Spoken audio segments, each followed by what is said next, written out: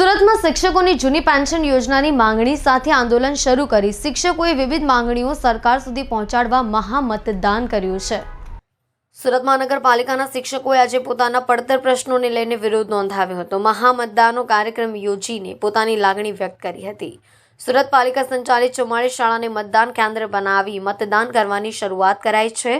સુરત સહિતના શિક્ષકોની જૂની પેન્શન યોજના લાગુ કરવા અન્ય પડતર પ્રશ્નોને લઈને આંદોલન કરાયું હતું। નગર પ્રાથમિક શિક્ષણ દ્વારા ખૂબ જ મોટા પ્રમાણમાં લડાઈ શરૂ કરી છે। લોકસભાની ચૂંટણી પહેલા પોતાની પડતર માંગણી સ્વીકારવા માટે આંદોલન શરૂ થયું છે। જો તેમની માંગણી પૂરી ન થાય તો તેઓ ગાંધીનગર જઈને વિરોધ નોંધાવશે। માંગ હોવા છતાં પણ હજી સુધી તેને પૂર્ણ કરવામાં આવી નથી। તેને લઈને રાજ્યભરના કર્મચારીઓ રોષે જોવા મળી રહ્યા છે। રાષ્ટ્રીય સંયુક્ત મોરચાના અધ્યક્ષ ડોક્ટર દિનેશ વાઘે જણાવ્યું હતું કે 7મા પગાર પંચનો હજુ પણ યોગ્ય રીતે અમલીકરણ કરવામાં આવ્યું નથી। મહિલા શિક્ષકોની પ્રસૂતિની રજાને લઈને પણ વર્ષ 1996થી અમારી માંગણી હજુ પૂર્ણ થઈ નથી।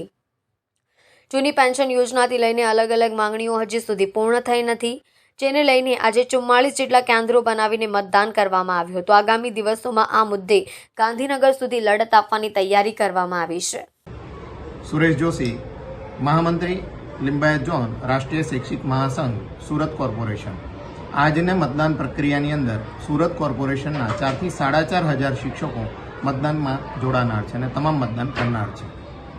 સમગ્ર ગુજરાતની અંદર શિક્ષક સહિત અન્ય કર્મચારીઓ ઓલ્ડ પેન્શન યોજના લાગુ કરવા અને અન્ય પડતર પ્રશ્નો જેવા કે 7મા પગાર પંચ મુજબના ભથ્થાઓ જારી કરવા, મહિલાઓની પ્રસ્તુતિ રજા જે 1996થી બાકી છે એને સળંગ ગણીને એનો લાભ આપવો, એસ્ટાટના બદલી નિયમો એ ઝડપથી જાહેર કરવા, એ સિવાય આ એનપીએસ અંતર્ગત જે 300 રોકડ સ્વરૂપે જે રજાઓ છે એને રોકડમાં રૂપાંતર કરવું, એ સિવાય આપણે મહાનગરપાલિકા નગરપાલિકા કેટલી એમાં 4200 ગ્રેડ પેનો પ્રશ્ન હજુ પણ પેન્ડિંગ છે એ પણ ઝડપથી પૂર્ણ કરવો અને બાકી બધી જે પડતર માંગણો છે એ ઝડપથી પૂરી થાય એ માટે આ આંદોલન કરવામાં આવે છે। મારું નામ ડૉક્ટર દિનેશ વાઘ, રાષ્ટ્રીય